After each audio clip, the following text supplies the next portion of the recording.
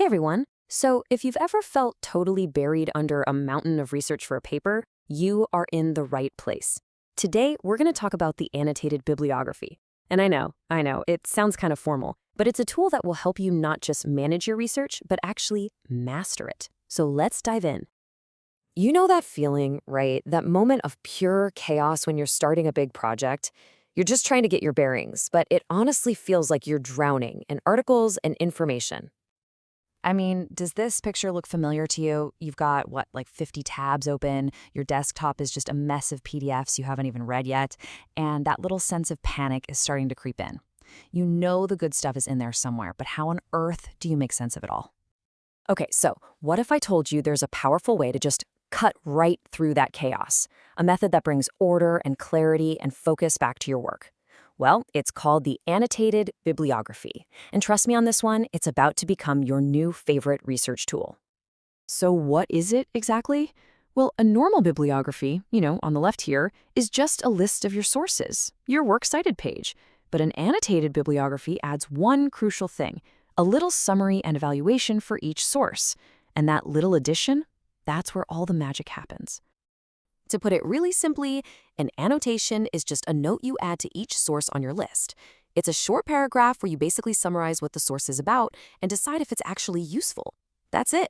You're just putting your own thinking down on the page. So, how do you actually write a good one? It's really not as complicated as it sounds. We're going to break down the anatomy of a great annotation into 3 super simple parts. So here they are. It all boils down to this 3-step process: summarize, assess, and reflect. Each one of these steps builds on the last one, and it's what turns a boring old citation into a really powerful research note. Let's take a look at what each of these really means. All right, step 1, summarize. This is just the what. You're basically answering the question, what's this thing about? If a friend asked you what you just read, what would you say? Just hit the main arguments, the core point. The key is to keep it short and sweet. Then comes step 2, assess. This is the so what.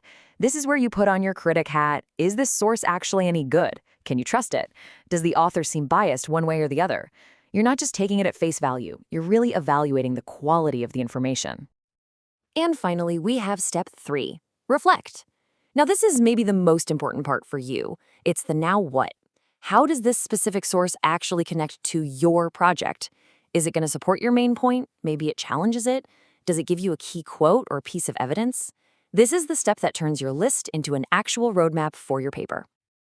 So right about now, you might be thinking, okay, this seems like a lot of extra work.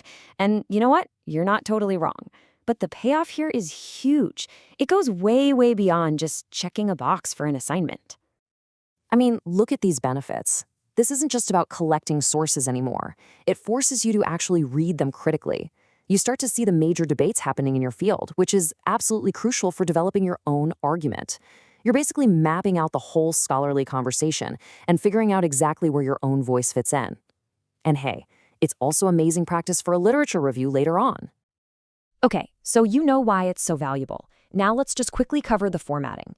The good news is the rules are incredibly straightforward. There's nothing tricky here. It really breaks down into just 2 pieces. First, you've got your bibliographic info. That's just your standard citation, in whatever style you're supposed to use, like APA or MLA. Then, right below that, you have the annotation itself, which is just written out as a simple paragraph. And how long should that paragraph be? Well, a good rule of thumb is to aim for somewhere between 100 and 300 words. That gives you plenty of space to summarize, assess, and reflect without having to write a whole new essay for every single source. It's all about being concise but impactful. So ultimately, what this is all about is a change in perspective. Try not to see the annotated bibliography as just another tedious chore you have to get through. See it for what it is, a secret weapon that helps you organize your thoughts and build a much stronger, more coherent argument from the very beginning. So the next time you're facing that mountain of research, you have a choice. You can ask yourself, is this just another chore, or is this the secret weapon that's going to lead you to success? The choice is all yours. Thanks for tuning in.